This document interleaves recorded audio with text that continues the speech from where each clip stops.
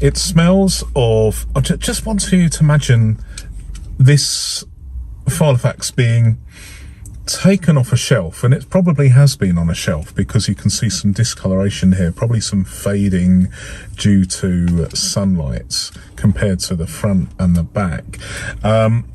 Just taken off a shelf and put on a table in an English country drawing room with the French doors open, and I can definitely smell a manicured lawn and an orchard beyond, and I can almost imperceptibly smell, well, I'm pushing the boat out here, but I can smell an Aston Martin coming up a quarter-mile gravelled drive. Anyway, I'm being a little bit over-lucid here, but let me tell you something.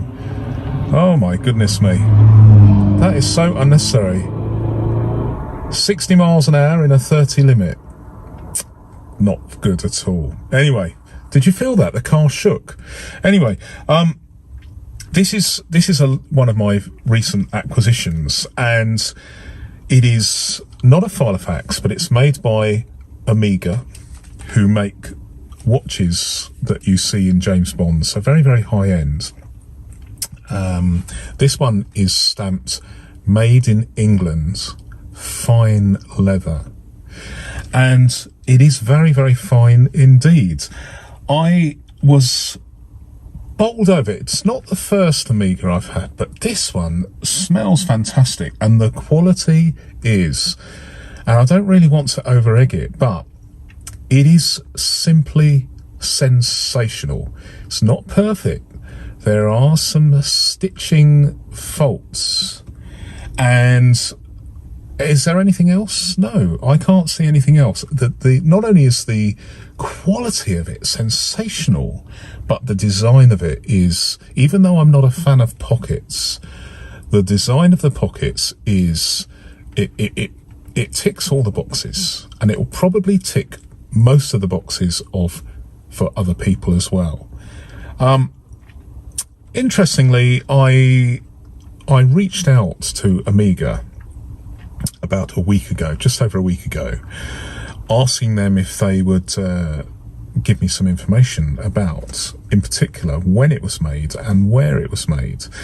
And yesterday, I've been waiting for a reply, and they took a week to reply. But what they did say, very, very kindly, they said that they did. Well, the person that emailed me, it was a little bit strange, almost like they were told, no, don't do that, because they said that they did try to access some information for me, but it ultimately was not possible. And then the next paragraph explains that Omega, as a general rule, do not disclose where things are made and when they were made, like a production date, which took me by surprise, because that's not the same as their watches. There is a certain element of pride in their watches in terms of when they were made. They've actually got an Omega museum in, I believe, Switzerland, but I may be wrong. Please correct me if I'm off the mark there.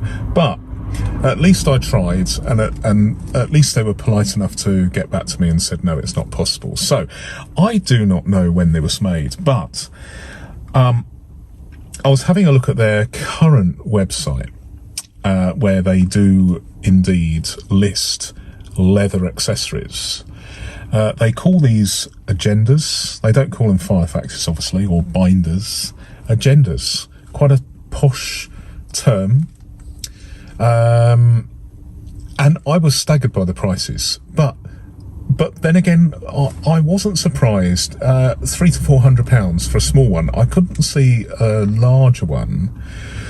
I couldn't see a larger one, but I want to ask you a question. Let's assume that if they did make agendas in this size, which is ostensibly A5, but hold that thought, because I'll come to it in a minute. How much would you pay for what is a very high-end binder or agenda or filofax, how much would you pay? How much would you pay for a top-end filofax? Now, as we know, as some of us know, last year's centenary of the filofax brands generated, not in this country, in the UK, but in Japan, where they're big on stationery. They did I believe a limited production run of 200 Winchester facsimile binders, and the price, 400 quid, 400 pounds, or the Japanese equivalent in yen, so I believe, which is a lot of money. Would you pay, my question is, would you pay £600 for this? $750, $800, €700. Would you pay that much if you came across an Amiga agenda in A5 today? How many people would do that? How many people would pay £600 for an A5 filofax? I've got a, it's an interesting question, because I've in my collection I have a Lefax Bloomsbury that was about either 230 or 280 pounds back in the late 80s, and I forget whether it's 230 or 280, but in today's money, when I put that figure through an inflation calculator, it came out as £683, and that was for a personal sized, very, very high quality, sensational quality filofax in personal size, made out of pigskin. Really, really good. I don't think many people would pay that, and I don't know, but I don't think many people would pay £600 for an Amiga agenda in A5 size if one were available today. So let me know, would you pay that much? So this is the thing. I think the market is very, very limited in this sort of high-end situation. But as we know, if you look at the website, I'll leave a link to, if I can remember, I'll leave a link to the Amiga website that lists these leather accessories, because it is quite interesting. £300 to £400 for a personal sized agenda. So if you are paying that much money, then you have to, in terms of value, in terms of what you're getting for your money, you can't really compare a high-end binder like this one to something like my Sherwood, which is also very, very good quality, but I paid £50 for it back in 1993, and that would be about £100 now. Which would be better? Does this very high-end Amiga binder suddenly become my favourite binder of all time? And my favourite binder of all time is the Sherwood for what would now be £100. I don't think so, because part of that determination of value is very, very much the price. What is the better value? What is acceptable? If, for instance, my Sherwood, which I use every day and I've been using it for 20 years, is still fantastic with very, very little wear and tear, is that good enough for me? Yes, it is. So this particular binder, I know I'm waffling here, but it's important, because we are in a situation where we're talking about a lot of money for a product, and it will be unfair. What I'm trying to get at is, it is a rhetorical question, because everybody has their own opinion of value and quality, I would say that my Sherwood's is, for the equivalent value of £100, is far superior to this Amiga binder that I have in my hands today. Notwithstanding the fact that the Amiga smells sensational and looks sensational and feels sensational, but there we go. I'm not trying to dismiss what filofax are doing with their brand at the moment, because they produce high quality products at a price they are generally affordable. They provide a range of products that are good for just about everybody. And I like that. That's why I like the filofax brands. And that's why I'm not saying that a high-end Amiga like this one, or a high-end filo-fax from yesteryear, is a high-end brand. I am very, very happy with the filofax brand. So I just wanted to kind of make that clear. I know I've been waffling a little bit, but to me, it is important to think about these things. However, if we're just going to be mercenary about this, let's enjoy the quality of this binder. Let me start with the actual quality of this leather.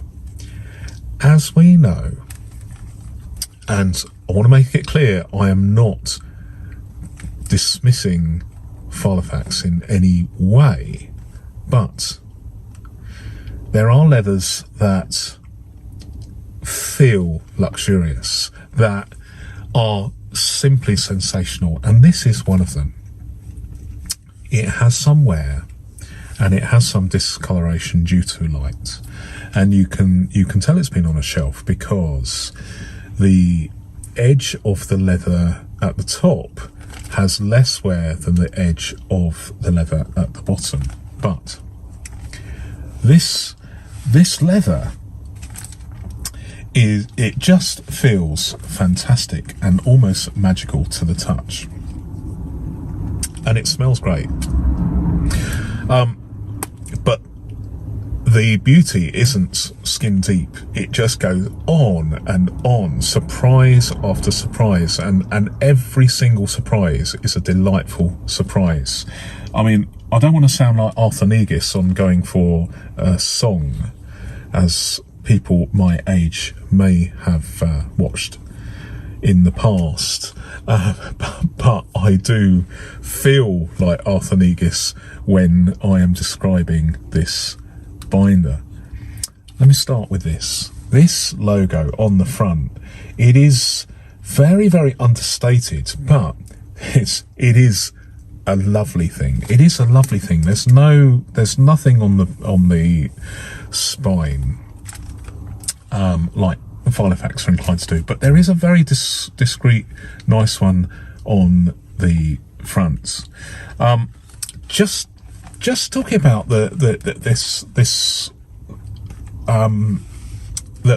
I just want, before I open it, I just want to show you something that's very, very clever at the back. This pocket, this full width pocket at the back.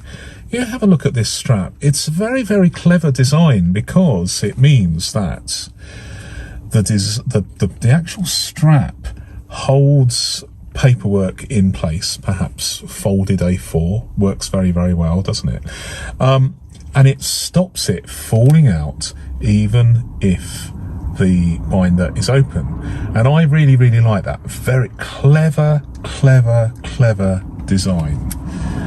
I know some filofax models have a similar thing, but this is just inspired. I mean, it's just, you can tell I'm enthusiastic about this binder. So let's have a look inside.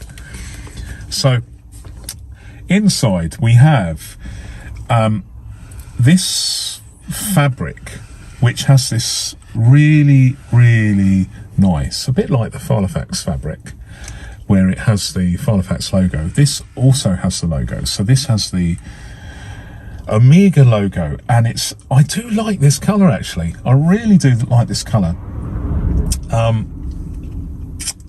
It's stamped, and I actually prefer, although I like the embossed gold logo, the traditional logo that Filofax has used many years to emboss the name and where it was made. Well, certainly when it was made in England, they said made in England. They don't say now. They don't say made in. You don't get an embossed. Well, you just don't. I mean, I don't want to go down that route really. So I'm just going to stop doing that. But certainly when they were made in England, they were proud enough of that fact to actually stamp them made in England. And here, let me put my glass on because this just looks fantastic. It says handmade in England, and then underneath it says fine leather, and the embossing here is just exquisite, absolutely exquisite. So pockets, 6 cards pockets, 6 card slots on here, and they are actually, these ones are actually flush, so it aids writing. You know, I've got a thing about pockets where you don't have an opportunity to write unless you put a piece of card, you know, have an extra thick fly leaf, who knows. But 6 card pockets, and then you have these 2 pockets which are full length, and then you have on the other side at the back you have another full length pocket.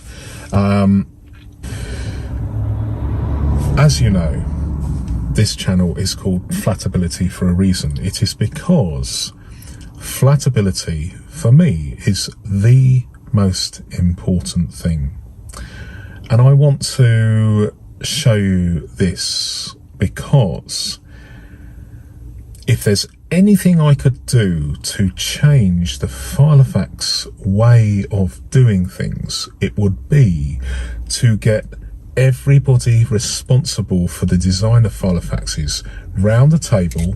I'd make them a coffee and I'd say, ladies and gentlemen, have a look at this binder, and I would show them how having a 3-piece design in terms of the thickeners, the stiffeners used in the design, the construction, the physical construction of a binder allows the binder to open flat on the table without having to go through an often tortuous amount of training the leather, possibly for months or years until it will open flat. If you had bought an Omega binder such as this back in the day, I'm just guessing probably early 90s, but I may be wrong. Please let me know if I am wrong. I would show them this method of construction. Yes, it costs more than having a single piece, but boy does it make a difference. I would say the factory gate price, wherever this was made, the factory gate price of a binder made with a construction like this compared to something totally different would be minimal, absolutely minimal, especially if it was made abroad. And I would say to Filofax, come on guys, this is something that a lot of people talk about, agonize about, and make strenuous attempts sometimes to get their binders to open flat. All they would have to do to resolve all these issues is to make a Filofax using this construction. Oh, there's a guy who is parked in front of me, and there's a guy that's parked in front of me, and he's just bashed his very, very expensive alloy tyre wheel alloy wheel on the curb, and they're looking at me and thinking, why am I talking into a phone? So we are where we are. I'm going to keep going though. Okay, so I'm back. So I've sorted out the parking problem. Apparently, where I'm parked, it's there's a race going on. So I've wished them well, rather them than me. So just going back to what I was talking about. So stitching is great. Rings are great, and this pen loop is it has all the attributes of that I require, that I like. One is the fact that it is an outbound pen loop. It's just slightly, by 1 millimeter, it's slightly looser than a typical standard filofax. So your pen would slip out, but I don't really use pen loops, so it's not exactly a worry to me. But it is interesting that it is a slightly greater diameter than those found on filofax branded binders. The popper, I can't remember what it was, but yes, it's a Prim one. It says Prim GB and then original. So a Prim GB original popper. I like it. I mean, it's just it is what it is, and it works. It's fine. Just the quality of this leather lends itself to longevity. This may well outlast me. Well, it's almost certainly it's going to outlast me, but it might outlast my children. You know, such is its quality. So, the only thing I don't like about it is with these corners. You've got one that's they're better, to be honest, than most filofaxes, but there is some inconsistency with the way they've been manufactured, and I wonder whether it is one person. If we look at this slightly skew with slightly misaligned sewing, I wonder whether it's due to one individual not actually getting it absolutely spot on. But I'm assuming that it's passed. Unlike certain brands we can mention, I would have assumed that the Omega quality control extended to checking every single one. I could be wrong, but you know, there we go. So it's perhaps been deemed acceptable. And then we come to, finally, one interesting point. Now, see, there are 6 holes in this natty green ruler. The supplied dividers actually come with many more holes, and the reason for this, I haven't checked, but the reason for this is because in the same way as desk fax binders made by filofax back in the day had personal sized ring spacings, so does this. And I quite like that, because in here you can punch A4, folded A4, or flat A5, or personal size sheets. You can use the personal sized stamp, and you can fit. Let me take my glasses off here, and you can fit.